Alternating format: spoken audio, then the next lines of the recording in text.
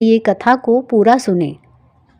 पौराणिक कथाओं के अनुसार अवती नामक नगरी में सुकेतु नाम का एक राजा राज किया करता था और उसकी स्त्री का नाम था साब्या। राजा का कोई भी पुत्र नहीं था और राजा की स्त्री भी बड़ी दुखी रहा करती थी और राजा भी हमेशा चिंतित में रहा करता था। राजा के पितृ भी रो रो कर पिंडदान लिया करते थे और सोचा करते थे कि इसके बाद हमको कौन पिंडदान करेगा।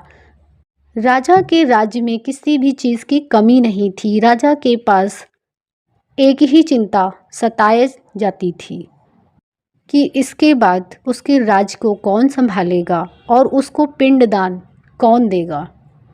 इसीलिए राजा हमेशा चिंतित रहा करता था और विचार किया करता था, बिना पुत्र के पितरों और देवताओं का ऋण मैं कैसे चुका सकूंगा। जिस घर में पुत्र ना हो उस घर में सदैव अंधेरा ही रहता है। इसीलिए पुत्र उत्पत्ति के लिए प्रयत्न करना चाहिए। जिस मनुष्य ने पुत्र का मुख देखा है वह धन्य है। उसको इस लोक में यश और परलोक में शांति मिलती है, अर्थात उनके दोनों लोक सुधर जाते हैं। पूर्व जन्म के कर्म से ही इस जन्म में पुत्र धन आदि प्राप्त होते हैं।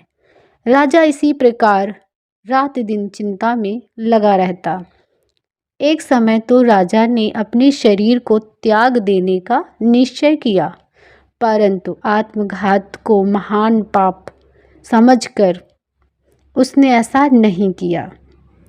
एक दिन राजा ऐसा ही विचार करता हुआ अपने घोड़े पर चढ़कर वन को चल दिया तथा पक्षी और वृक्षों को देखने लगा। उसने देखा कि वन में मृग, सिंह, बंदर, सर्प आदि सभी भ्रमण कर रहे हैं। हाथी अपने बच्चों और हथनियों के बीच घूम रहा है। इस वन में कहीं तो गीदड़ अपने कर्कश स्वर में बोल रहे हैं, कहीं उल्लू ध्वनि कर रहे हैं।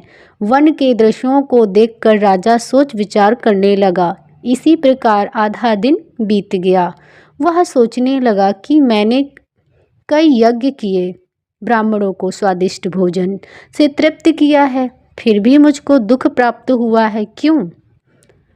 राजा प्यास के मारे अत्यंत दुखी हो गया और पानी की तलाश में इधर उधर फिरने लगा।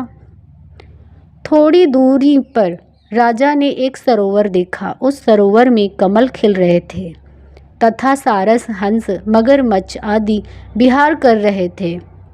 उस